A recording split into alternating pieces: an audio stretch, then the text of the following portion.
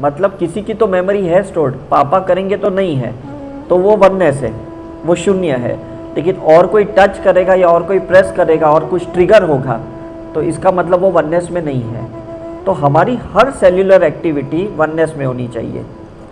कोई फूड का क्रेविंग है, कोई फूड को एवर्शन है, तो वो भी वननेस नहीं है। मतलब ये खाना मुझे बहुत अच्छा लगता है, ये तो मैं बिल्कुल कभी हाथ भी ना लगाऊं, मतलब वो वननेस नहीं है। Is it right? तो हम एस्ट्रोलॉजिकल चार्ट में भी देखते हैं कि आपका शनि एकदम लो का है या आपका राहु नीच का है, तो इसका मतलब वो हमारे साथ वननेस में नहीं है, तभी वो हमें तकलीफ दे रहा है। Is right? प्लानिट में भी ऐसा है कि हमारा कोई एक डोमिनेटिंग प्लानिट है, कि सपोज मेरा ईथर प्लानिट डोमिनेटिंग है, तो मुझे अगर कोई बोलेगा ना कि 10 घंटे तक मेडिटेशन करो, तो मैं नहीं करूँगा, बिकॉज ईथर में हीलिंग आता है, एयर में मेडिटेशन आता है। Is it right? तो मुझे फिर कैसा ना एयर के साथ वननेस में आने के लिए कुछ ना कुछ प्रोसेस करना पड़ेगा। चाहे तो मैं ये सिंबल्स की प्रैक्टिस करूं और चाहे तो मैं एक्चुअल मेडिटेशन करके वो अपनी पैटर्न को तोड़ूं कि मैं बैठ नहीं सकता हूं। Is right? अगर सपोज कोई मुझे बोले कि ये कैलकुलेशन करो, ये बिजनेस करो, मैं बोलूँगा ये नहीं, मैं नहीं कर सकता, बिकॉज वो फायर एलिमेंट मेरे में नहीं है। तो मुझे मतलब वो फायर के साथ वननेस नहीं है। तो जब मैं वो बिजनेस कुछ करूँगा अटेम्प्ट या कुछ कैलकुलेशन करूँगा और जब मुझे लगा अरे वाह मैं तो इसमें परफेक्ट हो गया, इसका मतलब मैं उसमें वननेस आया। तो आपका हर वो रेजिस्टेंस जो आपको विदाउट मतलब जो आपको तकलीफ दे रहा है, that should come into oneness. Is it right? Because इसका कॉन्सेप्ट क्या होता है ना कि कहीं पे भी नहीं है, इसका मतलब कहीं तो प्लस है, कहीं तो माइनस है आपका। कोई बोलता है मुझे इस चीज़ से फियर है, तो वो वननेस नहीं है उसके साथ, चाहे वो एनिमल फियर है, ड्राइविंग फियर है या वाटर फियर है, फोबिया है, कुछ भी है, मतलब उसके साथ वननेस नहीं है आपका। तो 24 आवर्स में ना रात को सोने से पहले ना ये देख लेना कि आज पूरे दिन में मुझे कौन सी चीज़ में एक्सट्रीम अच्छा लगा या एक्सट्रीम बुरा लगा। तो मे बी ट्राई करो नेक्स्ट 24 आवर्स के लिए वो एक टारगेट डाल दो कि आने वाले 24 घंटे के लिए मैं उसको वननेस की प्रैक्टिस करनी है मुझे आने वाले। फिर वापस रात को सोने से पहले देख लो कि आज तकलीफ एकदम ही नहीं हुई या थोड़ी कम हुई, तो फिर वापस 24 आवर्स के लिए वो टारगेट डाल दो। Is it right? तो आपके अंदर ना एक एक्सरसाइज आएगी, जैसे हम देखते ना, अरे आज मेरा वर्कआउट कम हुआ, आज मेरी थोड़ी वॉकिंग कम हुई, तो शायद मेरी कैलोरी कम बर्न हुई, तो मतलब नेक्स्ट डे हम थोड़ा एक्स्ट्रा वॉक करते हैं, एक्स्ट्रा माइलेज कवर करते हैं। Is right? तो ये चीज़ समझनी है कि वननेस की ना आपको एक डेली रूटीन में प्रैक्टिस करनी पड़ेगी। ऐसा नहीं है कि उसके लिए कोई हफ्ते में, जैसे हम साइकिक सर्जरी बोलते हैं हफ्ते में 2 दिन करो, या PLR हम बोलते हैं 3 महीने में एक बार करो, ऐसा नहीं है। वो डे टू डे हर चीज़ का वननेस की प्रैक्टिस करनी पड़ेगी। कोई भी चीज़ का आपको लगता है बस मुझे ये दिया जलाना बहुत अच्छा लगता है, तो दिन में 5-6 दिया जलाता हूँ, तो एक्सट्रीम वाला एक अटैचमेंट है। तो नेक्स्ट डे देख सको कि अगर दिया नहीं जलता है, you shouldn't get affected. Is right? मुझे इसी व्हीकल में जाना पसंद आता है, मुझे ऑटो में बिल्कुल पसंद नहीं आता है, मुझे ऐसा होता है। कुछ लोग मुझे बोलते हैं मुझे ओला उबर में पसंद नहीं आता है, वहाँ पे ना उनके AC ख़राब होते हैं, सफोकेशन होता है। सी ये चीज़ें जो हम अच्छी बुरी बोलते हैं ना, ये एक्चुअली वननेस वाली नहीं है। जिस एडजस्ट, हाँ, मतलब पहले एडजस्ट करो, फिर उसको एक्सेप्ट करो, फिर उसको डिसॉल्व करो। और इसलिए एक्सेप्ट और एडजस्ट है ना, देखो एडजस्टमेंट बॉडी का होता है, एक्सेप्टेंस माइंड का होता है। समझ में कि नहीं? जैसे हम बोलते हैं ना, ये इतनी जगह है, इतनी जगह में आप एडजस्ट कर लो एक दूसरे को, तो वो बॉडी का एडजस्टमेंट हुआ। जैसे छोटे छोटे घर होते हैं तो एक दूसरे को एडजस्ट कर लेते हैं। Is right? एक्सेप्टेंस मतलब अंदर का एक्सेप्टेंस है, वो बॉडी के नहीं बात कर रहा हूँ। वो एक्सेप्टेंस मतलब हार्ट का एक्सेप्टेंस है, माइंड का एक्सेप्टेंस है। चलो तेरी सोच मैंने एक्सेप्ट कर ली, चलो तेरी आइडिया मैंने एक्सेप्ट कर ली। Is it right? तेरा ये बिहेवियर मैंने एक्सेप्ट कर लिया, मतलब वो एक बिहेवियर पैटर्न है हम सबका। राइट? तो जो चीज़ें एक्सेप्ट नहीं है मतलब वो वननेस में नहीं है। तो हमें ये देखना है कि हर छोटी और बड़ी चीज़ जब तक वो वननेस में नहीं आएगी ना, तब तक एक्चुअली हम उसके लिए टॉर्चर्ड होते रहेंगे। ये चीज़ ध्यान में रखना। कभी पेरेंट्स के रिलेशनशिप में, कभी हमारे रिलेटिव्स में, कभी फ्रेंड सर्कल में, कहीं कोई प्रोफेसर के साथ, कहीं पे भी आप देखना इसके साथ आप कंफर्टेबल नहीं है, मतलब आप वननेस में नहीं है करके। जो भी चीज़ आपको इरिटेट कर रहा है, आपको ट्रिगर कर रहा है, मतलब आप वननेस में नहीं है। जो भी चीज़ का आप क्रेविंग कर रहे हो, अटैचमेंट क्रिएट कर रहे हो, मतलब वो वननेस में नहीं है। आप बोलते हैं भाई इससे तो मैं दूर रहूँ यही बेटर है, मतलब वो वननेस नहीं है। मुझे तो इसी के साथ रहना है बस, और किसी के साथ नहीं रहे, ये भी वननेस नहीं है, बिकॉज कल ये नहीं रहेगा तो, राइट। अब वननेस की थियरी में ना दो चीज़ें समझ लो, दो थियरी है। एक थियरी ये होती है कि जो इंसान के साथ हमारी नहीं बनती उसके साथ बनना शुरू हो, this is oneness, is it right. दूसरी एक थियरी है कि जो इंसान के साथ हमारी नहीं बनती हम उससे दूर रहें और हम एक गॉड की लाइट को इमेजिन करें कि ये बंदा वो उसका रोल अदा कर रहा है। जैसे मैं एक एग्जांपल देता हूँ कि स्पिरिचुअल सेंटर्स में नॉर्मली ये बोलते हैं कि अगर आपकी इसके साथ नहीं बनती है ना तो ये सोचो ये गॉड ही आपका है। जैसे लोग कान्हा से शादी करते, कृष्ण से शादी करते, ये एक रिप्लेसमेंट ही है कि नहीं, है ना। राजयोग में बोलते भाई शिव बाबा ही हमारा सब कुछ है, पिता भी वो है, पति भी वो ही है, ऐसे बोलते। तो this is a replacement, this is not actually कि वो पर्सन से आपका एडजस्टमेंट नहीं हो रहा है, इसलिए आप किसी को ना एक इल्यूशनरी क्रिएट करते हो। बट एक्चुअल में कोई भी इंसान आएगा तो बोलेगा नहीं नहीं अब तो मेरा वही पति है और वही मेरा पिता है। तो क्या होता है ना, ये आपने अपने माइंड में ना उसको एस्ट्रली फिट किया है, बिकॉज फिजिकली आप उसको फिट नहीं कर पा रहे हो, कहीं एक्सेप्ट ही नहीं कर पा रहे हो। तो ये तब करना चाहिए जब आपको लगता है मैंने बहुत सारे अटेम्प्ट्स किए लेकिन अभी भी मुझे नहीं लगता कि मैं किसी के साथ एडजस्ट कर पाऊँ। तो एक्चुअली ये वननेस के कॉन्सेप्ट में ना कभी आपको ऐसा इल्यूजनरी रिप्लेसमेंट करना ही नहीं पड़ेगा, बिकॉज आप उस बंदे से ही धीरे धीरे धीरे एडजस्टमेंट और एक्सेप्टेंस में आ जाते हो, बिकॉज वो सिम्बल्स ही उसको डिसॉल्व करेंगे। यस, इसलिए हम लोग क्या बोलते हैं ना, देखो दो चीज़ें हैं कि पहले जब आप करुणा हीलिंग से ऐसे बंदे के साथ हीलिंग करते हो अपने पॉइंट ऑफ व्यू, उसके पॉइंट ऑफ व्यू, खुद की हीलिंग करते हो तो आप सेंटर पे आ जाते हो, उसके लिए आप हार्ट से उसके लिए ओपन हो जाते हो। सेंटर पे आने के बाद आपके पास अब फ्री विल आ गया, अब आपको उसके साथ रिलेशनशिप रखना है या ना रखना है। नहीं रखना है बिकॉज ये आपका कोई प्रॉब्लम नहीं है, और अगर रखना है तो भी वो फ्री विल के साथ आपको कुछ टॉर्चर नहीं करने वाला, कोई तकलीफ नहीं देने वाला, राइट। मेरे स्टेप मदर के साथ मेरा रिलेशनशिप बहुत ख़राब था। मैं छोटा था तब मैं सोचता था बड़ा होने के बाद ऐसा बदला लूँगा, ऐसा बदला लूँगा ना, वो भी याद रखेगी। जैसे मैं स्पिरिचुअल फील्ड में आया तब तक तो मेरे दिमाग में वही था, राइट। लेकिन जब स्पिरिचुअल फील्ड में आने के बाद मैंने उनको हील किया करुणा से, तो मेरा पूरा एक्सेप्टेंस आ गया, तो मैं फ्री विल में आ गया। फ्री विल में आने के बाद मैंने डिसीजन किया कि भले मैं कम मिलूँगा लेकिन जब भी मिलूँगा बहुत प्यार से मिलूँगा। फिर मेरा जो स्टेप ब्रदर था उसके साथ मेरी बॉन्डिंग बहुत स्ट्रांग हो गई, बिकॉज मेरा स्टेप मदर के साथ अच्छा हो गया। और उसके अभी कोविड में जब मैरिज हुआ तो पूरा मतलब मैंने ही उसका सब कुछ ख्याल किया। मतलब आप सोचो वो कितना वननेस वाला रिलेशनशिप आ गया हमारा, स्टेप मदर के साथ भी हो गया, स्टेप ब्रदर के साथ भी हो गया। अभी भी उसको बेबी बॉर्न हुआ लास्ट वीक, तो वो मुझे मैसेज कर रहा है कि उदय भाई मैं क्या नाम रखूँ मेरे बच्चे का। मतलब इतना हमारा रिलेशनशिप हो गया। ऐसा नहीं है, मैं आपको एक थियरी समझाता हूँ क्वांटम फिजिक्स की। उसको इसलिए नहीं हो रहा है क्योंकि अभी भी हमारे अंदर साइलेंट मेमोरी है, क्वांटम मेमोरीज है जो पैसिव है और उसके अंदर वो एक्टिव है। तो हमें वो एक्टिव मेमोरी वाला को हम ब्लेम करते हैं। जैसे मेरे अंदर एक साइलेंट एंगर है, इनके अंदर एक्टिव एंगर है। मैं इनका गुस्सा देखूंगा, मैं बोलूँगा देखा बात बात में गुस्सा होता है, बात बात में गुस्सा होता है, बात बात में मेरे पे चिढ़ता है, लेकिन मेरे अंदर साइलेंट एंगर है। ये साइलेंट एंगर इनको ना एक्टिव ट्रिगर कर रहा है। ये एक्सप्रेसिव है, ये दबाते नहीं है, ये बोल देते हैं। तो हम ये नहीं बोल सकते ये बंदा नेगेटिव है मेरे लिए, हम ये बोल सकते अभी तक मैं इसके साथ वननेस में नहीं आई। अब आपको देखो बात अलग बोलनी पड़ेगी। तो किसी को भी ऐसे फ्रेम मत करो, किसी को भी मतलब ऐसे माइंड में एंकरिंग मत करो कि वो बंदा गलत है अभी भी मेरे लाइफ में। परसेप्शन। और आप अभी जब वननेस के सिंबल्स की प्रैक्टिस करोगे ना, जब अब तक करुणा की कर रहे थे तो करुणा की क्या मैंने बताया ना, वो सेंटर पे लेके आ रहा था, हार्ट चक्र पे लेके आ रहा था। अब ये वननेस वाला आपको क्राउन चक्र पे लेके आएगा। जब क्राउन चक्र से एक बर्ड व्यू से देखोगे तो आपको लगेगा यार भगवान ने तो इसको पैदा किया, अगर ये गलत होता तो भगवान इसको पैदा क्यों करता। तो मैं वही कहा ना, अभी तक हमारा वननेस नहीं है, मतलब हमें उसके पॉइंट ऑफ व्यू खुद के ऊपर सिंबल की प्रैक्टिस करनी पड़ेगी। आपका सैक्रल चक्र है जहाँ पे प्रेजेंट लाइफ की उसके साथ इमोशनल मेमोरीज है, उसको हील करनी पड़ेगी आपको। इज राइट, क्योंकि कल वो बंदा वापस किसी न किसी फॉर्म में आपकी लाइफ में आएगा। क्योंकि मैंने आपको कहा ना, शिवा जब तक कोई चीज़ शून्य नहीं होती ना, वो आपको बार बार मिलाता है।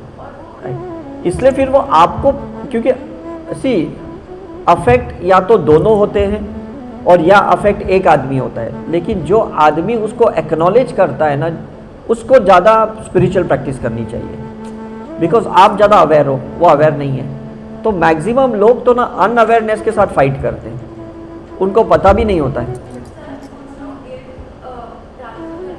नहीं, वो तो देखो पूरी दुनिया करेगी, वो तो पूरी दुनिया करेगी। देखो गिल्ट डालने के लिए तो कैसे ना हर आदमी ब्लेम करने के लिए बैठा हुआ ही है करके, is it right? But any how, जैसे अभी हम दर्शन करने के लिए जाते हैं, कोई हमें धक्का मारता है, हम सोचते ये क्यों मार रहा है, बोलते भाई तुम्हारे वजह से भीड़ हो रही है। हम तो अभी आए ना, मंदिर तो पूरा टाइम ऑक्यूपाइड रहता है, लेकिन पुजारी को एक ब्लेम करना होता है, भाई तुम्हारे वजह से देखो भीड़ होगा, जल्दी निकलो बाहर, तुम बाहर निकलोगे तो रश कम होगा। ऐसा तो होने वाला नहीं है। तो वो हमें गिल्ट में डालने की कोशिश कर रहे हैं वो लोग। वो करेगा ना, बिकॉज अभी भी क्वांटम मेमोरीज है ना। मैं यही बोलता हूँ, कर्म क्लियर नहीं हुआ, ये आप अपने कॉन्शियस माइंड से डिसीजन लेते हो कि अब मुझे इसे कोई लेना देना नहीं है। फोर्स इसलिए वो तो करने ही वाला है, वो तो करने ही वाला है ना, बिकॉज उसको भी तो न्यूट्रल करना है ना। कोई आदमी आपकी लाइफ में बार बार आएगा क्यों? क्योंकि उसको भी तो शून्य करना है, उसको भी तो कर्म न्यूट्रलाइज करना है। नहीं, सी मैंने कहा ना, see it's always a option, deal और heal, right? Otherwise deal with healing, ये भी हो सकता है। आपका पास दो ऑप्शन है। अगर आप उससे पूरी तरह से अलग रह सकते हो तो आप उसको बोल दो भाई अब मुझे आपके साथ कोई नहीं, लेकिन बोलने के बाद भी 21 डेज आपको हीलिंग करनी पड़ेगी। समझ में कि नहीं? अभी मैं सपोज इनको बताऊंगा कि भाई आप मेरे से दूर हो जाओ, तो ये बोलेंगे ठीक है, अब आपको मैं पसंद नहीं तो मैं दूर हो जाता हूँ, लेकिन फिर 21 डेज मुझे इनको हीलिंग करनी पड़ेगी, बिकॉज मैंने फोर्सिफुली इनको दूर हटाया। ये तो अप्रोच करना चाहते थे, मतलब अभी भी कुछ तो है कि नहीं, राइट? अगर कोई मेरे बिल में पास्ट मंथ का भी एक बिल आ जाता है और मैं देखता हूँ कि सही में मैंने पे नहीं किया, तो मैं बोलूँगा यार ये महीने में रहने दो, मैं नेक्स्ट मंथ में पे करूँगा। तो इसका मतलब है तो सही, मेरे ही कर्म के अकाउंट में है तो सही वो, इज इट राइट?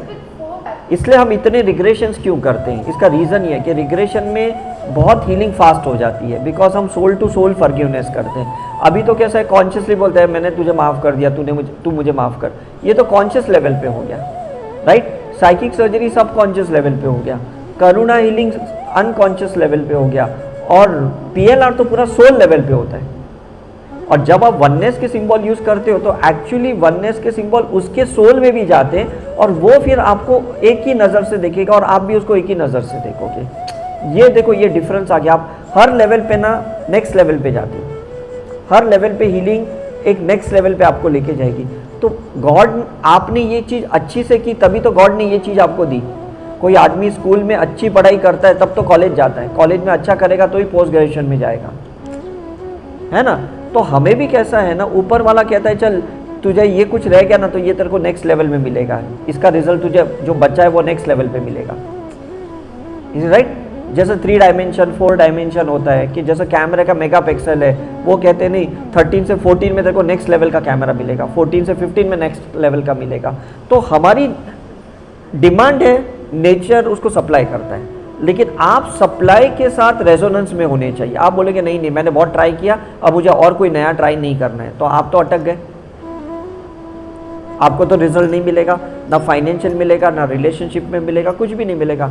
मैं 2 डॉक्टर के पास जाऊंगा और मेरा इलाज नहीं होएगा, मैं सोचूंगा आके मैं किसी को दिखाऊंगा ही नहीं, कोई फ़ायदा ही नहीं है, ये बीमारी के साथ ही मैं मरना चाहता हूँ। लेकिन सही में मर जाओगे, कौन आपको रोकने वाला है? फिर नेक्स्ट लाइफ में उसी बीमारी के साथ पैदा होगे, फिर आप क्या करोगे?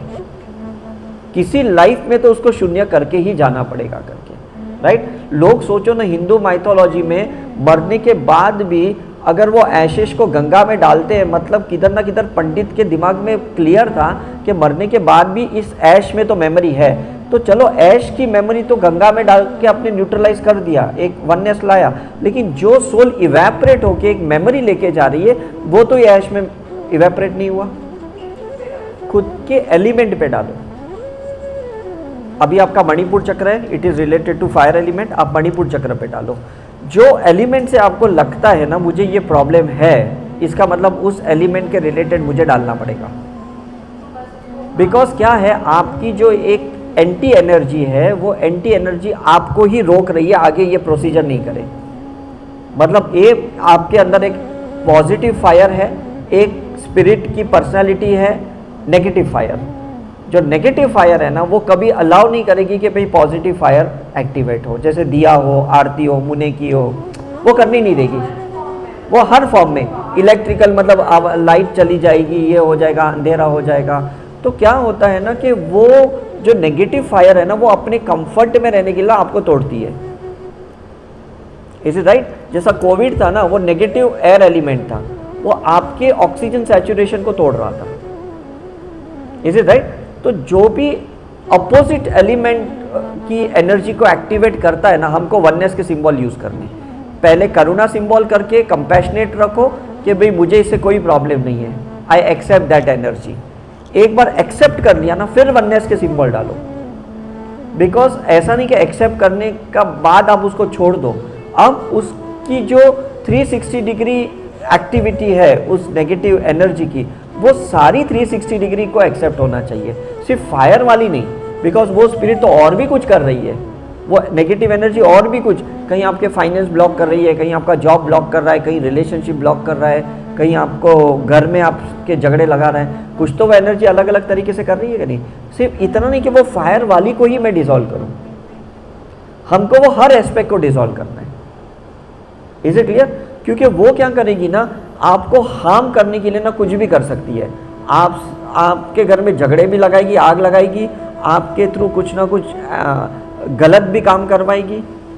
Is it right? क्योंकि फिर कैसा है, जब आप कुछ गलत करोगे ना तो आप उसकी लूप साइकिल में आ जाओगे और लोग आपको है ना ब्लेम करेंगे, देख ये तूने गलत किया, ये तूने गलत किया।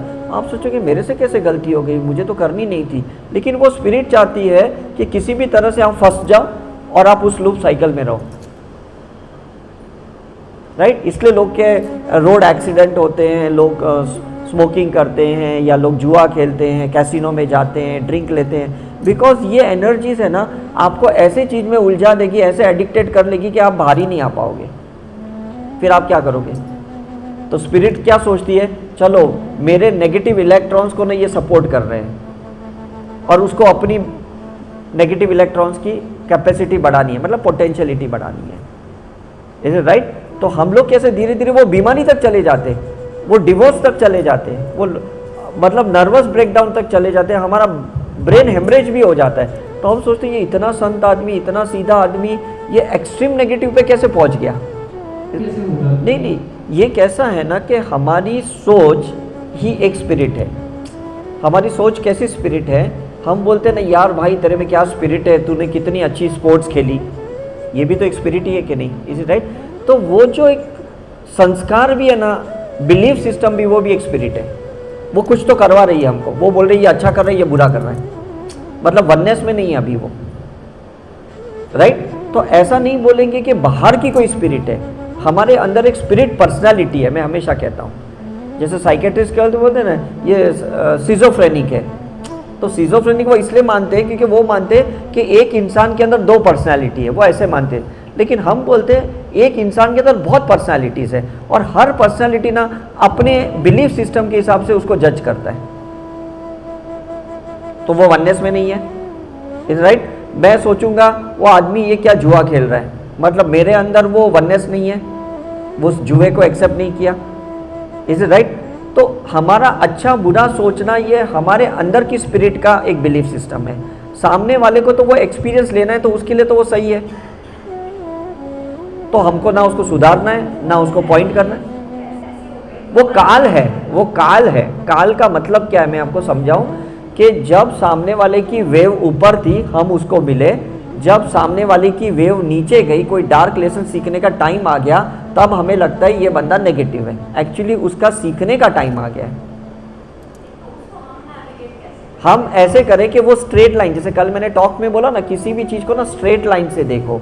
आप ऊपर की वेव से अटैच थे और जब वो वेव नीचे गई तो आपको गिल्ट हो रहा है, यार मैंने इस बंदे के साथ कैसे रिलेशनशिप रखा, ये तो बंदा इतना नेगेटिव है। लेकिन उसका तो वेव है, आपका भी वेव है। कुछ चीज़ें आपकी अच्छी थी, अब कुछ चीज़ें आपकी बुरी हो गई। तो जितना जज हम लोगों को करते इतना जज लोग हमें करेंगे, बिकॉज आपकी भी तो वेव फॉर्म चलती रहेगी। स्ट्रेट लाइन तो आप भी नहीं हो, स्ट्रेट तो मैं भी नहीं हूँ, स्ट्रेट तो ये नहीं है। इसलिए मैं कहता हूँ ना कि पहले एक्सेप्ट करो कि उसके डाउनफॉल को भी मैंने एक्सेप्ट कर लिया, फिर वननेस में आओ कि उसके कितने भी डाउन या कितने भी अप रहेंगे ना, अब मुझे फर्क नहीं पड़ता, मैं उसको अप भी नहीं समझूंगा, डाउन भी नहीं समझूंगा। हम उसके लिए स्टेटमेंट भी नहीं करेंगे और उसको जज भी नहीं करेंगे। समत्व भाव की बात। हाँ, समत्व भाव की बात। एग्जैक्टली ना, बिकॉज ये क्या कैसा होना, ये होलिस्टिक अप्रोच जिसको हम बोलते हैं, मतलब माइंड बॉडी सोल लेवल पे ना हमने उसको कबूल कर लिया कि भगवान ने इसको जैसा बनाया उसको एक्सेप्ट कर लिया करके। Is right? अभी देखो ना, कोई भी पिक्चर की शूटिंग में कोई विलन बनता है, कोई हीरो बनता है, एंड ऑफ द बीच में ब्रेक में चाय साथ में पीते, खाना साथ में खाते और गाड़ी में साथ में जाते, घर पे जाके और ड्रिंक साथ में लेते। उन्होंने एक्सेप्ट कर दिया भाई इसको एक रोल मिला था और इसने निभा लिया।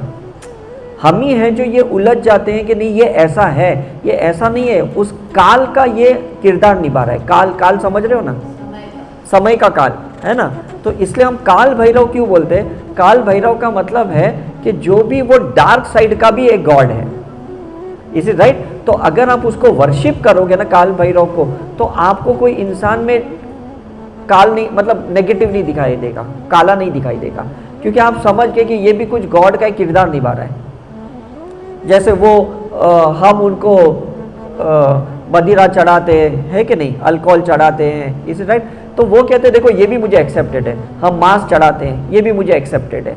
इसका मतलब हम गॉड को एक्सेप्टेंस में देख सकते हैं कि राधा को कृष्ण के साथ देख सकते हैं, लेकिन एक आम इंसान को किसी के साथ देख नहीं सकते। तो ये हमारी बिलीफ सिस्टम में प्रॉब्लम है ना। गॉड को वननेस में देख रहे, लोगों को वननेस में नहीं देख रहे। गॉड को पीते हुए देख रहे कि गजानन महाराज हुक्का पी रहे, उनको देख रहे। कोई इंसान पी रहा है तो बोलते तो चर्सी है, ये तो बेवड़ा है, ऐसा बोल रहे। तो ये मैं कहने की कोशिश कर रहा हूँ कि animal, human, planets, every entities, every organism को, किसी को भी आपको जज नहीं पास करना है। अगर आपने ये जजमेंट पास किया तो वननेस में नहीं है। जैसे कोई बोलता है ना, ऐसे सांप जाता है ना, मुझे कैसे ही लगता है, मतलब वो सांप के साथ वननेस में नहीं हो, स्नेक के साथ नहीं हो, राइट? तो इसका मतलब कि आपको वो प्रैक्टिस करनी पड़ेगी, बिकॉज ये ऐसा नहीं है कि अगर उसको अवॉइड कर दिया तो आप ठीक हो गए। उसका कहीं तो ब्लॉक आपके अंदर क्रिएट हो गया है, और वो ब्लॉक कभी भी आपको ना प्रोग्रेस होने नहीं देगा। वो ब्लॉक कहीं ना कहीं आपको अटकाएगा। फॉर एग्जाम्पल, हमको है ना मेडिकल कॉलेज में ना एक कॉन्सेप्ट समझाया था जो मैं कोई आज तक डॉक्टर नहीं समझाया। एक बीमारी है, उसको कहते हैं एथेरोस्क्लेरोसिस करके। एथेरोस्क्लेरोसिस का मतलब होता है कि हमारी नस में ना, वेसल्स में ना कहीं फैट डिपोजिशन होता है, फैट्स होते हैं कहीं ना कहीं। तो एज ए डॉक्टर हम बोलते हैं हाँ ठीक है, सभी के नसें में फैट होती है, उसमें कोई डरने वाली बात नहीं है। लेकिन कभी ऐसा होता है कि वो फैट कहीं से निकल के मेन आर्टरी में जाके ब्लॉक करता है और आदमी को हार्ट अटैक आता है और आदमी मर जाता है। तो कितना छोटा सा एक फैट जो 0.001 mm का था, वो आर्टरी को चिपका हुआ था, और कभी वो ब्लड में फ्लो होते होते मेन आर्टरी में जाके वो उसको ब्लॉक करता है और उसको हार्ट अटैक आता है। तो you can not neglect any minute thing in your life. Is it clear? तो ये चीजें समझने जैसी है कि जितना जल्दी वो चीज, इसलिए मैंने आज डे टू डे एक्सरसाइज की बात की आपको। डे टू डे एक्सरसाइज का मतलब क्या है कि ऐसा नहीं कि आप बड़े गोल चार्ट बनाएं कि मेरे को है ना 5 साल के अंदर इसके साथ वननेस में आना है, ये ऐसा बड़ा चार्ट नहीं बनाए। मुझे आज 24 आवर्स में जो हुआ, उसके नेक्स्ट 24 आवर्स में मुझे वननेस की प्रैक्टिस उसके साथ करनी है, केआर की प्रैक्टिस उसके साथ करनी है। माइंड से निकालना है, साइकिक सही से, सोल से निकालना है, मुझे रिग्रेशन से, और मुझे कर्म से निकालना है केआर से करके, और अल्टीमेटली मुझे वननेस में आना है। कल उसके बारे में अगर कोई बात करे ना, तो मेरी थोड़ी भी पाल्पिटेशन हिलनी नहीं चाहिए, मेरा ब्रेथ पैटर्न हिलना नहीं चाहिए, means I M in oneness. Is it clear? हम लोग भूत प्रेत के पिक्चर देखते हैं एकदम एक्साइटमेंट में, और जब वो सीन आता है तो आंख बंद करते हैं, मीन्स हम लोग एक्चुअली वननेस में नहीं है। Is it right? तो कुछ भी ऐसे टेररिस्ट अटैक वाला पिक्चर देखते, साला नीच हरामी इसने ऐसे किया, मेरे सामने आया तो मैं इसको तो बीच बाजार में 4 गोली मार दूं, मतलब ऐसा थॉट आता है कि नहीं? तो वो वननेस में नहीं है, बिकॉज आप नेचर को अपना काम करने ही नहीं दे रहे हो। कुदरत, अभी जो काल चल रहा है ना, काल ये ब्लैक का काल चल रहा है। इस ब्लैक के काल में 90 to 95% वो ब्लैक रोल ही अदा करने वाले। आप कितनों को पॉइंट करोगे, कितनों को आप जज करोगे, मुझे बताओ। आप बोलोगे अरे ये पैसे में फंसा रहा है, ये रिश्ते में फंसा रहा है, ये डॉक्टर ने अपनी ट्रीटमेंट में फंसाया, इसने ज़्यादा पैसे ले लिए, ये एस्ट्रोलॉजर ने कुछ गलत दी, जेमस्टोन मेरे हाथ में पकड़ा दिया, 50,000 रुपये ले लिया। पर अब कितनों को आप पॉइंट करोगे? आप फंसे हो, मतलब आपने एक्सेप्ट नहीं किया उसको, उस कॉन्सेप्ट को, उस इंसान को, और उसको वननेस में नहीं लाया, तभी वो बंदे को आपने अट्रैक्ट किया है। तो वो बंदा आया है आपको ठीक करने के लिए, मतलब कोविड आया है ये बोलने के लिए कि आपका ऑरा वीक था इसलिए मैं आपके अंदर आया, आपका सैचुरेशन कम था इसलिए मैं आपके लंग्स के अंदर आया। अदरवाइज वो वायरस को क्या लेना देना था आपसे? उसको कौन सा दादा साहब फाल्के अवार्ड मिलने वाला है कि हाँ चलो तुम लता मंगेशकर के अंदर गए ना तो उससे बड़ा अवार्ड मैं तुम्हें दूंगा? कोई वायरस को अवार्ड देगा क्या? हाँ, तो जो भी इंसान आपकी लाइफ में आया है, जो जिससे आप अनकंफर्टेबल हो, भगवान कोई थोड़ी उसको बड़ा कोई गिफ्ट देने वाला है करके, इज इट राइट? तो अभी जो गब्बर सिंह ने शोले का अगर रोल अदा किया, उसने अपनी सैलरी ले ली, ऐसा थोड़ी कोई उसको बड़ा कोई एक्स्ट्रा अमाउंट मिला कि हाँ तुमने विलन का बहुत ज़बरदस्त रोल अदा किया, राइट? तो ये समझ लो कि आपकी वननेस की प्रैक्टिस हर चीज़ में चाहिए करके। जहाँ पे भी आप लगे मुझे यहाँ अनकंफर्टेबल लग रहा है, इसका मतलब वहाँ वननेस नहीं है आपको। मुझे उस भगवान के साथ अच्छा लग रहा है, दूसरे उस मंदिर में ठीक नहीं लग रहा है, वो भगवान के साथ मैं बिल्कुल मतलब भगवान के साथ भी आप वननेस में नहीं हो। मैं लोग की तो बात अलग छोड़ दो करके। बट अगर वो मंदिर में हम कुछ लोगों को जानते हैं, हाँ, वो उधर डेली आते हैं, हाँ, पर वो हमारे अच्छे नहीं है, पर वो मंदिर बहुत अच्छा है, हाँ, तो क्या करें? मतलब गॉड ने आपको एक टारगेट दिया है कि मैंने जो तुम्हें विद्या शक्ति दी है अब तुम अप्लाई करो उसके ऊपर। तो मैं भी अभी जब गया बाके बिहारी, मैंने देखा रश है, धक्के मार रहे हैं, वो पैसे खा रहे हैं, वो बीच में से जाने दे रहे हैं, तो मैं सबको हील करते जा रहा था, सबको हील करते जा। तो मैं समझ गया कि अल्टीमेटली भगवान जो मंदिर के अंदर बैठे हुए हैं वो बोलते हैं भाई तू थोड़ा पुजारी को भी हील कर, ये दुकानदार वाले को भी हील कर। तो मैं सबको हील कर रहा था, क्योंकि नॉर्मली तो क्या है, हम क्रिस्टल लेके हम अपनी हीलिंग करते हैं, इज इट राइट? लेकिन जहाँ जहाँ हमें लगता है ये इनजस्टिस हो रहा है, ये गलत हो रहा है, तो फिर तो हीलिंग की ज़रूरत है, बिकॉज आपके सामने हो रहा है। तो गॉड आपकी दृष्टि से बता रहे हैं कि भाई अब मैंने तुझे जो सिंबल सिखाया ना, डाल इसके ऊपर। ये 300 रुपये ले रहा है लाइन, ये 500 रुपये ले रहा है अंदर लेके जाने का, इज इट राइट? तो कहने का मतलब है कि अगर सही में आपको कहीं लग रहा है गलत हो रहा है, तो फिर आपको इमीडिएटली स्पिरिचुअल प्रैक्टिस चालू करनी चाहिए, जब तक आपको ये नहीं लग रहा है कि यहाँ जो हो रहा है वो ठीक ही हो रहा है। ये डालो, उसके बाद वननेस वाले डालो जो अभी आपने नहीं सीखे, बिकॉज अल्टीमेटली आपको वननेस में आना है, सिर्फ एक्सेप्ट करके छोड़ नहीं देना है। मैंने बोला ना, सेंटर पे आ गए उसके बाद वननेस पे आना है, इज इट राइट? आपने सेंटर पे ये दिया जलाया, यहाँ वाट को जलाया, अब ये 360 डिग्री इल्यूमिनेशन कर रहा है, ये लाइट दे रहा है, तो ये वननेस आ क्या करें? जलाया आपने सेंटर पे, राइट? लेकिन लाइट अभी 360 डिग्री पे जा रहा है। तो हमने भी कैसा ना, सिंबल्स उसके हार्ट चक्र में डाले और उसके बाद उसकी उस हरकत को एक्सेप्ट किया, उसके बाद उसकी सारी हरकत को एक्सेप्ट किया, मतलब 360 डिग्री आ गया। तो हम PLR भी जब रिग्रेशन करते हैं ना कोई इशू का, और हम जब उसको बताते ये इशू तेरे साथ पास्ट में हुआ था, इसके वजह से ये प्रेजेंट में हो रहा है, अब उसके बाद और भी बहुत सारे ऐसे इश्यूज हैं, तो कितने इश्यूज आप उनको दिखाओगे? इससे तो बेटर है कि एक इशू दिखाने के बाद उसको वननेस की हीलिंग कराओ, ताकि और ऐसे जितने भी इश्यूज है ना सारे हील हो गए। फिर आपको मल्टीपल सेशंस लेने की जरूरत ही क्या पड़ेगी? सिंपल है। आप सपोज एक पानी लिया और पानी में आपको थोड़ा कुछ कचरा दिखाई दिया, आप वो पानी में से उतना कचरा निकाल रहे हो, अदरवाइज उस पानी को आप पूरा फिल्टर कर रहे हो, तो वो बेटर है कि नहीं? Is it right? क्योंकि अभी तो आपको ऊपर एक कचरा दिखा और आपने वो हाथ से वो कचरा निकाल दिया, लेकिन इससे तो अगर आपने पूरे पानी को फिल्टर कर लिया तो दैट इज मच बेटर। तो हम क्या करते हैं ना, पूरा फिल्टर करना मतलब पूरा उसको वननेस में लेके आए, क्योंकि पीरियडिकली ना कल उसके और कुछ डार्क साइड्स दिख जाएंगे, तो कुछ टाइम के बाद वापस वो इंसान आपको गलत दिखेगा, वापस उसमें कुछ नेगेटिविटी दिखेगी। फिर क्या करोगे?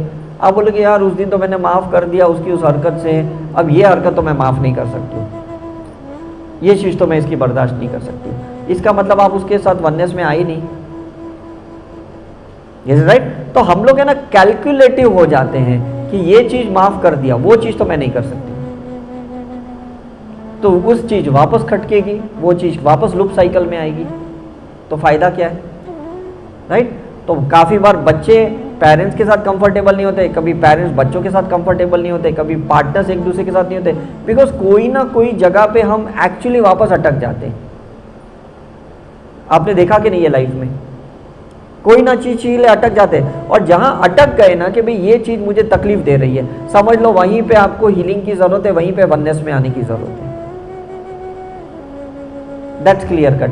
बिकॉज ये चीज आपके सामने आई तो पूरे यूनिवर्स में, ब्रह्मांड में कितनी चीजें हैं, कितने लोग हैं, आपके सामने ये इंसान आए, आपके सामने ये परिस्थिति आई, मतलब उसको वननेस में आने तक वो आते ही रहेगी, वो शून्य होने तक आते ही रहेगी।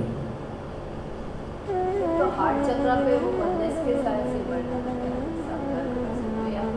हार्ट चक्र पे करुणा के सिंबल डालने, क्राउन चक्र पे वननेस के सिंबल डालने, बिकॉज क्राउन पे, हाँ क्राउन पे वननेस आना चाहिए ना, इज इट राइट ना। तो क्राउन से वननेस मतलब सारे देवी देवता, इंसान, पेड़ पौधे, जीव जंतु सब एक है, ऐसा है करके।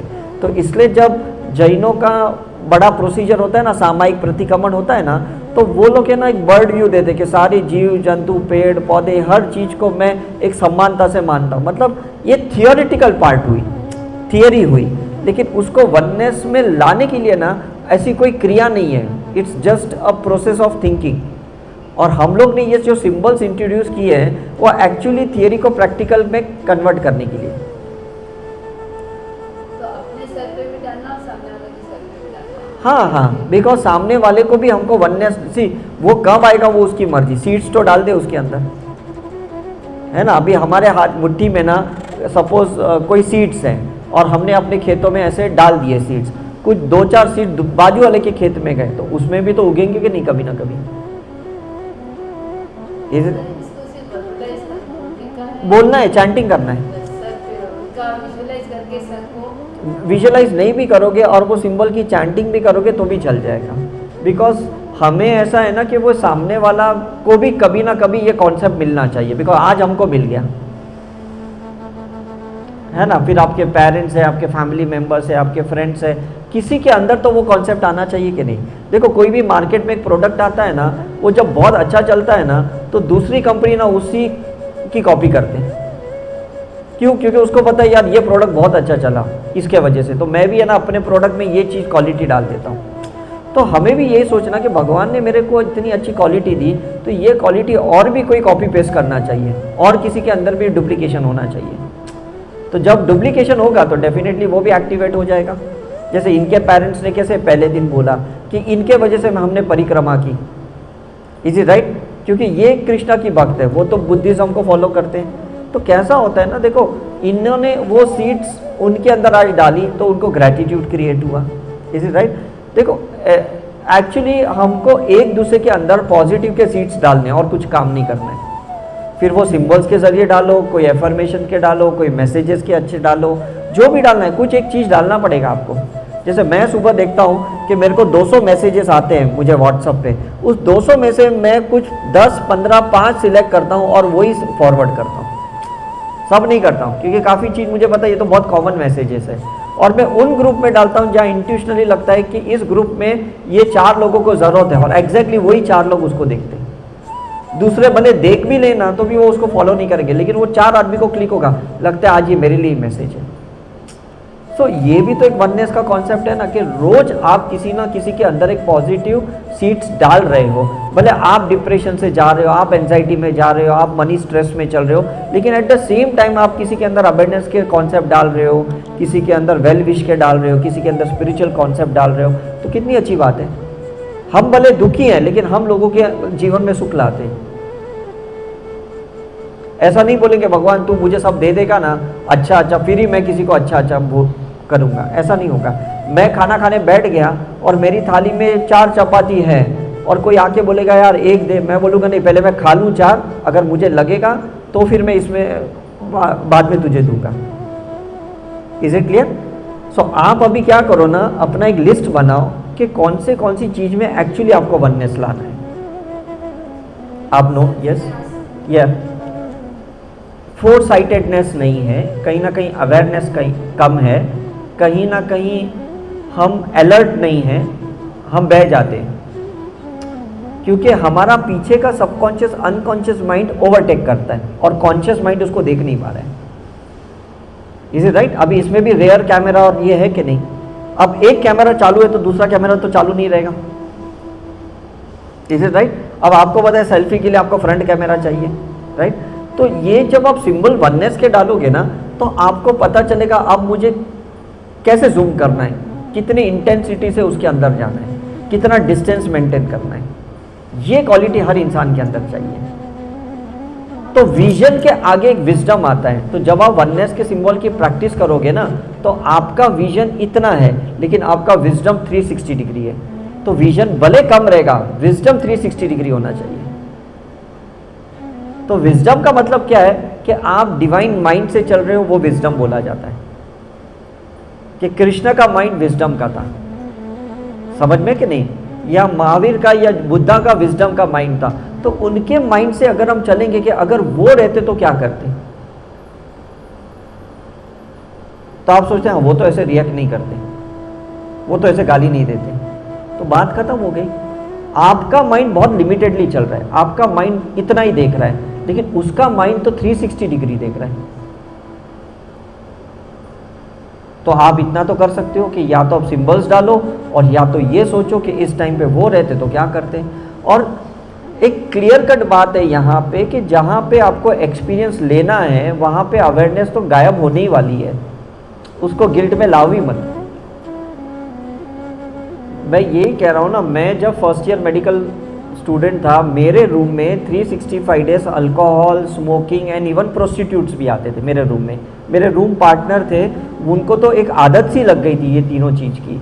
तो वो मुझे क्या करते थे, शायद काम कर तू जरा पिक्चर देख के आ। तो इस चक्कर में मैंने कितनी बार बाजीगर देखा, रोज़ा जाके देख के आया, क्योंकि रूम एक ही था। तो मैं उनको बोलता भी नहीं था तो ये तुम सही कर रहे हो या गलत कर रहे हो, जो करना है करो, मुझे तो अच्छा है, चलो इस बहाने मुझे कहीं बाहर जाने को मिल गया। Is it right?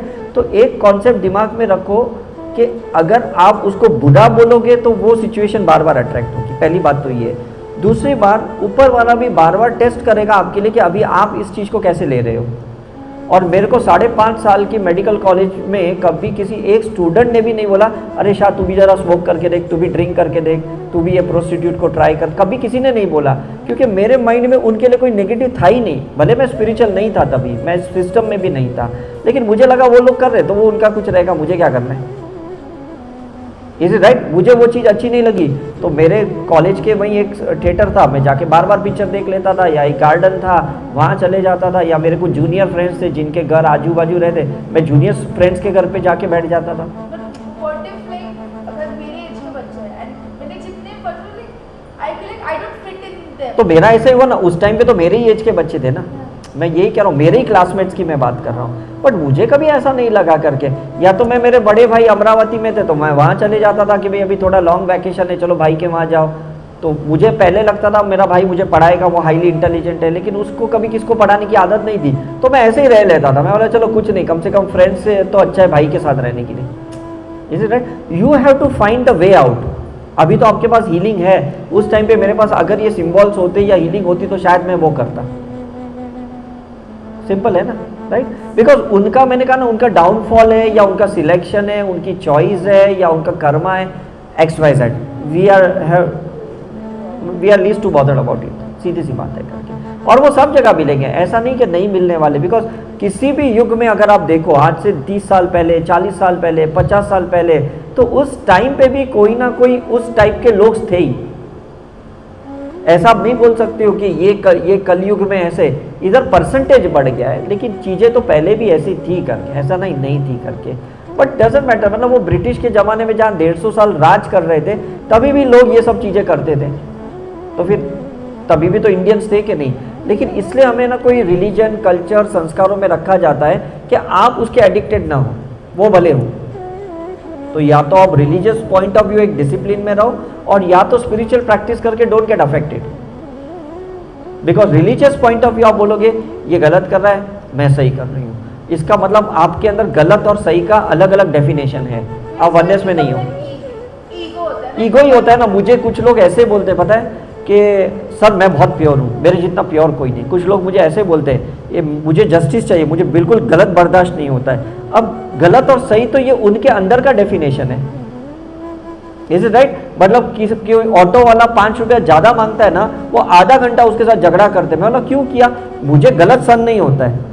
अब वो आधे घंटे में तो तुम घर पे जाके पूरे चक्र ध्यान कर सकते थे, क्यों वेस्ट किया? Is it right? तुम भजन कीर्तन कर सकते थे, तुम सो सकते थे, तुम मेडिटेशन कुछ भी कर सकते थे, लेकिन एक माइंड में होता है ना कि भाई मैं प्योर हूँ और मुझे लड़ना है, मुझे जस्टिस चाहिए, तो ये भी एक ईगो है। तो अगर आप ऐसे सोचोगे तो मुझे मेरे वो फ्रेंड्स कभी बुरे नहीं लगे, तो आज तक मेरी उनके साथ फ्रेंडशिप बनी रही। अदरवाइज मैं सोचा यार ऐसे तो दूर ही रहो, माँ बाप ने बोला है जब बुरे लोग रहते तो दूर रखना, तो मुझे लगा बुरा कौन है, कौन सा, ये तो अपना अपना कुछ ना कुछ कर रहे करके। तो मुझे ना ऐसे नॉर्मल एक्टिविटी लगी, जैसे एक बच्चा के साथ खिलौने के साथ खेलता है, तो मुझे लगे मेरे फ्रेंड्स भी है ना सिगरेट के साथ खेल रहे या अल्कोहल के साथ खेल रहे, फिर वो उल्टियाँ करते थे, गिर भी जाते थे, फिर उनको रात को उठाता था, बेड पे लेके जाता था, उल्टी साफ करता था, मेरे लिए तो रूटीन ही काम हो गया था ऐसा है करके। लेकिन कहीं ना कहीं मुझे आज समझ में आ रहा है कि मैं बिकॉज इवॉल्व पैदा हुआ, मैं बहुत मैच्योर्ड पैदा हुआ, तो शायद मैंने रिएक्शन कभी नहीं किया।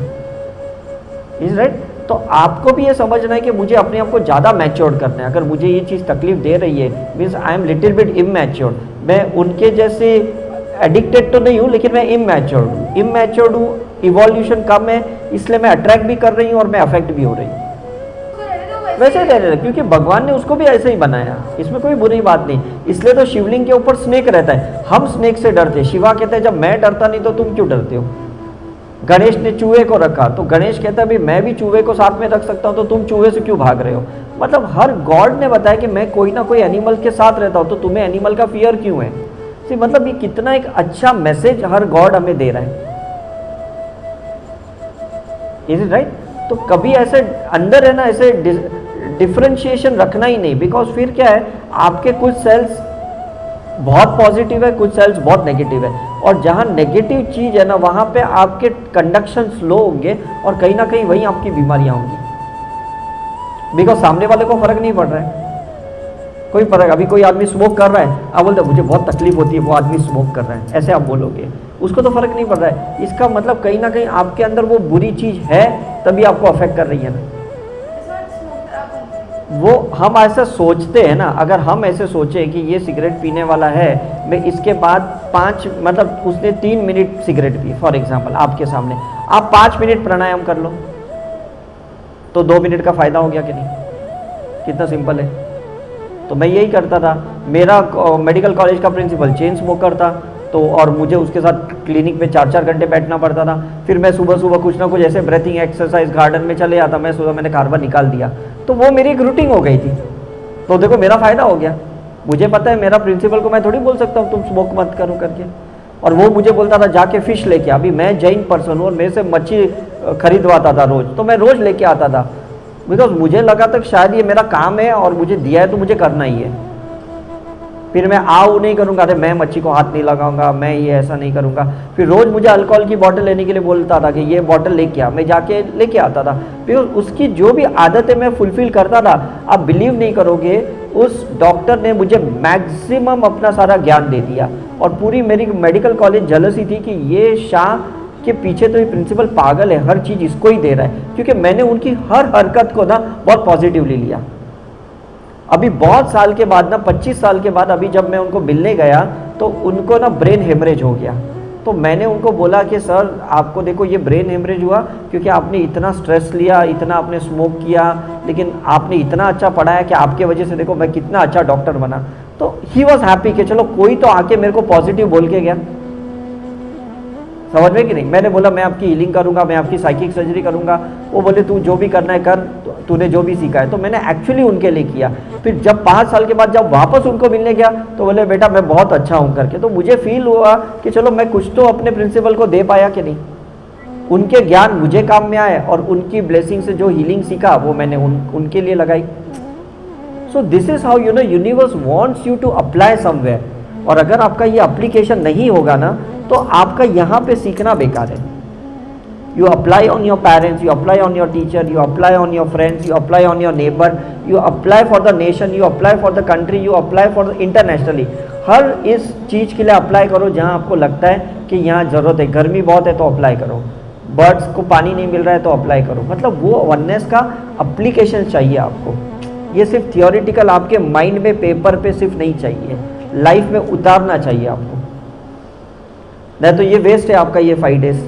मतलब क्या था, अब राधा कृष्ण दोनों वननेस में थे इसलिए हमने उनको आइकॉनिक बना दिया। अगर वो वननेस में नहीं रहते तो कितने साल तक लोग उनको मानते, कुछ साल तक, उसके बाद तो वो लुप्त हो जाते, उनको कोई याद भी नहीं रखता।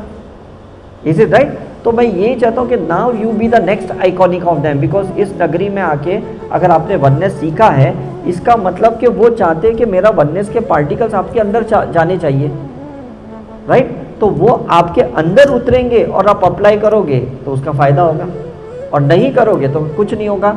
अब आप सोचो दुबई जैसे कंट्री में जहाँ सब कंट्री के लोगों को अलाउड है, तो वो भी कंट्री वननेस में है कि नहीं?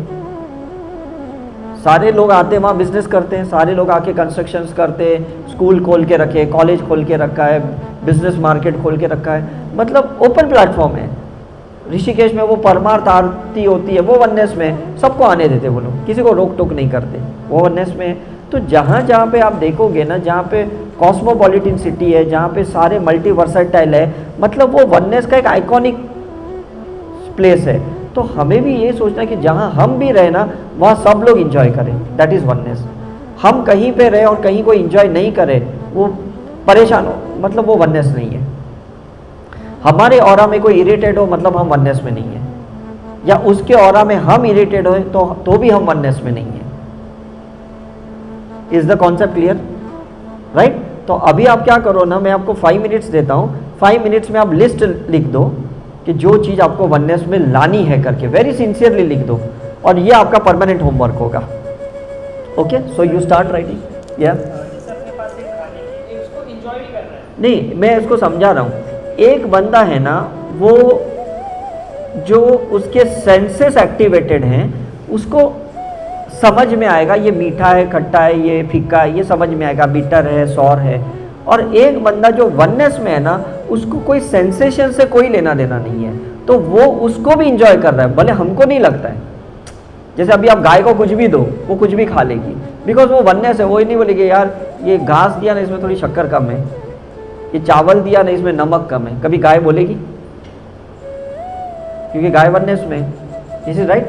हम लोग है ना टेस्ट के आदी हैं कि इसमें थोड़ा और नमक चाहिए था, इसमें थोड़ी और मिर्ची चाहिए थी, इसमें थोड़ी और शक्कर चाहिए थी। तो बिकॉज हम वननेस में नहीं है, हम सेंसेस में, ब्रेन के 5 सेंसेस में। तो हम लोग है ना सेंस के बाद ना हम लॉजिक यूज़ करते हैं कि मैं इसमें शक्कर डालूँ। तो एनिमल को अगर सेंस होता भी है ना, तो उसको लॉजिक नहीं है कि मैं कहीं बाहर से शक्कर लेके इसमें डाल के खाऊं। आप उसको शीरा दो जिसमें शक्कर बिल्कुल नहीं है, फीका है, तो भी खा लेगा वो शीरा। और हम ह्यूमन माइंड का एक लॉजिक माइंड क्या है कि चलो वापस एक बार उसको गर्म करें, थोड़ा शक्कर डाल के फिर खाएं। Is it right? सो जो आदमी वननेस में रहेगा ना, उसके अंदर कोई भेदभाव ही नहीं है, और सारे एनिमल्स ऐसे ही है, उनको कोई भेदभाव नहीं है। हम ह्यूमन बीइंग ही है बिकॉज हमको ब्रेन भी दिया, माइंड भी दिया। अगर हमको माइंड नहीं दिया रहता, जैसे मेंटली रिटार्डेड बच्चे हैं, उनको ब्रेन है, उनको माइंड नहीं है, उनको सेंस होता है लेकिन उनको लॉजिक नहीं है, तो फिर वो कुछ भी खा लेते हैं। Is it right? So this is the symptoms of oneness, कि आप एक बार आ जाओगे ना, आपको कोई भी चीज़ ऐसा अच्छा बुरा ये ऐसा नहीं लगेगा करके, और कोई चीज़ से आपको ज़्यादा लगाव भी नहीं रहेगा, और कोई चीज़ का एवर्शन भी नहीं रहेगा आपको। That is also true. ठीक है? ओके, चलो थैंक। केदारनाथ जैसी जगह पे भी 12 घंटा ऊपर चढ़ते, वहाँ पे भी जाके कुछ मांगते हैं। ऐसा नहीं कि हाँ भगवान थैंक यू तुमने दर्शन दिए, यही बहुत बड़ी चीज़ है, ऐसा थोड़ी बोलेंगे। वहाँ जाके बोलेंगे बस मेरा अभी अगला जॉब बहुत अच्छा मिल जाए। तो मैं यही कह रहा हूँ ना कि अगर हम रिजल्ट के लिए प्रैक्टिस कर रहे हैं, तो यही इनका जो क्वेश्चन है कि लोग रिजल्ट नहीं मिलेगा तो छोड़ेंगे, और कुछ लोग सोचेंगे रिजल्ट मिल गया अब मैं क्यों प्रैक्टिस करूँ। जिनको छोड़ना है ना, वो दोनों तरीके से लोग तैयार ही रहते हैं करके। फाइनल रिजल्ट कुछ नहीं है, final result is variation. Spirituality में रिजल्ट कुछ नहीं होता है। मतलब अभी आप बॉम्बे से वृंदावन आए, इज इट राइट? वृंदावन से आपको क्या प्रॉफिट लॉस होगा? यहाँ से अगर आप वापस अपने घर पे जाते हो, या आप शिरडी जाते हो, या ऋषिकेश जाते हो, तो क्या आप बोलोगे कि मुझे इधर ये फ़ायदा हुआ, उधर मुझे ये लॉस हुआ? ऐसा कुछ नहीं है। मुझे यहाँ का कुछ नया मंदिर मिला, नए लोग मिले, नया सीखने को मिला, बस you have to jump into something new. This is the thing, when you do something new you are connected with the God. मेरा कॉन्सेप्ट तो क्लियर है। नया ज्ञान मिला मतलब नए गॉड के साथ कनेक्ट हुए, नई लाइट मिली, नई एनर्जी मिली, नए गॉड के साथ कनेक्टेड है। आप गुरुद्वारा गए, एक नई लाइट की फॉर्म मिली, आप चर्च गए, एक नई लाइट की फॉर्म मिली, तो वो एक नया कनेक्शन, ये प्रॉफिट है।